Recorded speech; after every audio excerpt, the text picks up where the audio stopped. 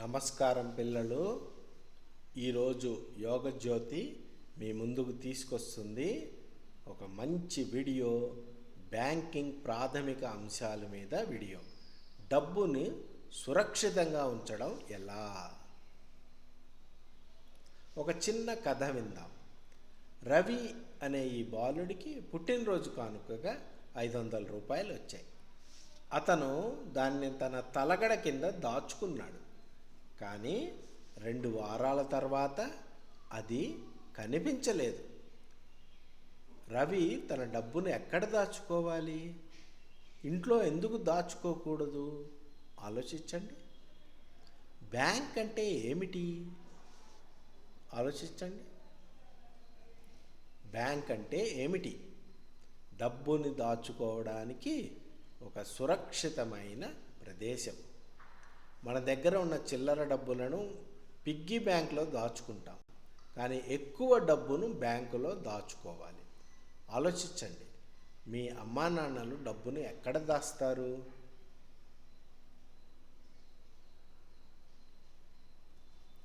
Bank ఖాతాల్లో రకాలు: savings ఖాతా, సేవింగ్స్ అకౌంట్, పిల్లలు మరియు కుటుంబాల కోసం. ఉదాహరణకి మీరు మీ పాకెట్ మనీని దాచుకోవడానికి సేవింగ్స్ అకౌంట్ సరిపోతుంది. అలాగే కరెంట్ అకౌంట్, కరెంట్ ఖాతా, వ్యాపారస్తుల కోసం.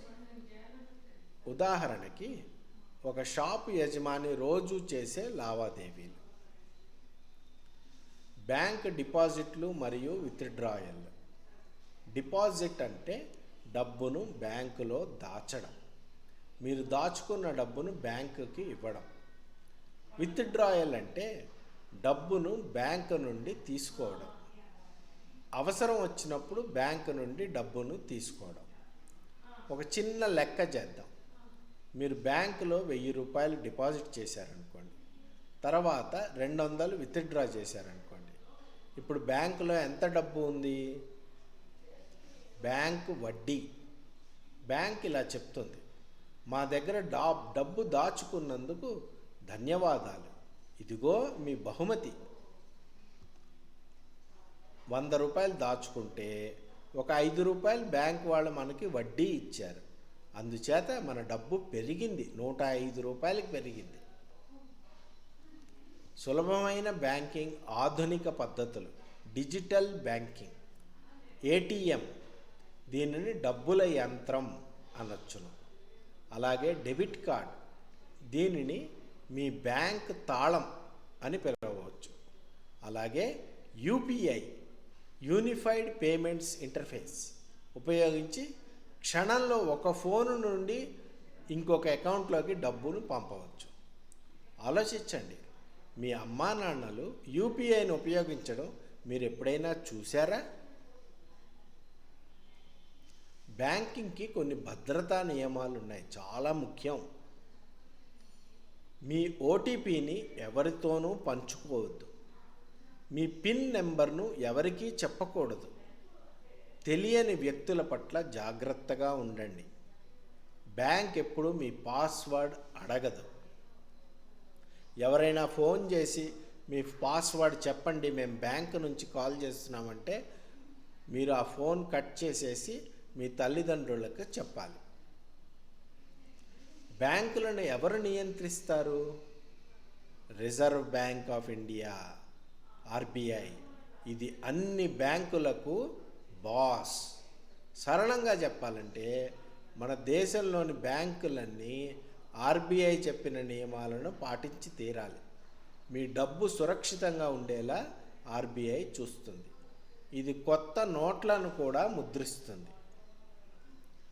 బ్యాంకింగ్ సరదా ఆటలు కొన్ని ఆడదాం. Mini bank game.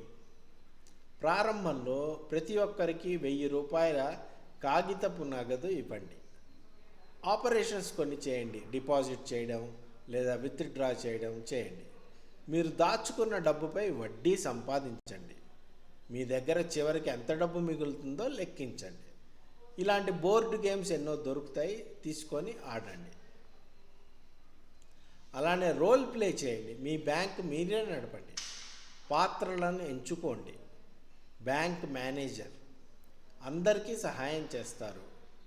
క్యాషియర్ డబ్బులు తీసుకుని భద్రపరుస్తారు. కస్టమర్ ఖాతాదారు డబ్బులను డిపాజిట్ చేస్తారు లేదా విత్డ్రా చేస్తారు. ఇలా నటించండి, రోల్ ప్లే చేయండి, అభినయం చేయండి.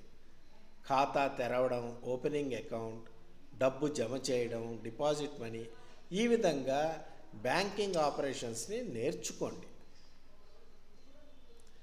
బ్యాంకింగ్లో ఒక సరదా క్విజ్ ఆడదామా? Quiz time. మొదటి ప్రశ్న, ఓటీపీ అంటే ఏమిటి? ఇది మన ఖాతాకు ఒక డిజిటల్ తాళం లాంటిది. రెండవ ప్రశ్న, ఏది సురక్షితం? పిన్ ఎవరికి చెప్పకపోవడమే అతిపెద్ద భద్రత. గెలుపు మీదే. సరైన సమాధానం చెప్పిన వారికి పాయింట్లు ఇవ్వండి. నియమం ఏంటంటే మీ పిన్ మరియు ఓటీపీని రహస్యంగా ఉంచండి. నిజ జీవితంతో ముడిపెడదాం. మీ అనుభవాలు పంచుకోండి. Share your experiences. మీకు బ్యాంక్ ఖాతా ఉందా? మీకు పాకెట్ మనీ వస్తుందా? దాచుకుంటారా లేక ఖర్చు చేస్తారా? ఆలోచించండి. నేటి పొదుపే రేపటి విజయం. డబ్బును మంచిగా ఉపయోగిద్దాం.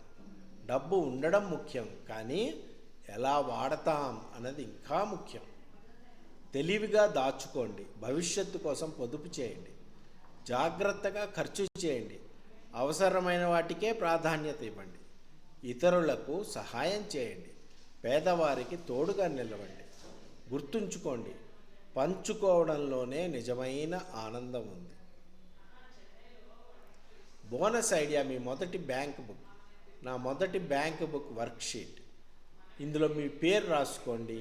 పొదుపు లక్ష్యాన్ని, గోల్ని రాసుకోండి. మీరు ఏమి కొనాలనుకుంటున్నారో నిర్ణయించుకోండి. సైకిలా, రోబోట్ బొమ్మన. ఆ తర్వాత తల్లిదండ్రులు ఇస్తున్న డబ్బుని వారం వారం పొదుపు చేసుకుంటూ, దాచుకుంటూ, ఈ వారం ఎంత పొదుపు చేశాను అని తెలుసుకోండి. డబ్బులు కూడబెట్టుకొని మీకు నచ్చిన ఆట బొమ్మను కొనుక్కోండి. చిన్న చిన్న మొత్తాలే పెద్ద పొదుపుగా మారతాయి. కాబట్టి పిల్లలు, ఈ వీడియో నచ్చిందా? ఇది మీకు యోగజ్యోతి తీసుకొచ్చింది. Thank you very much.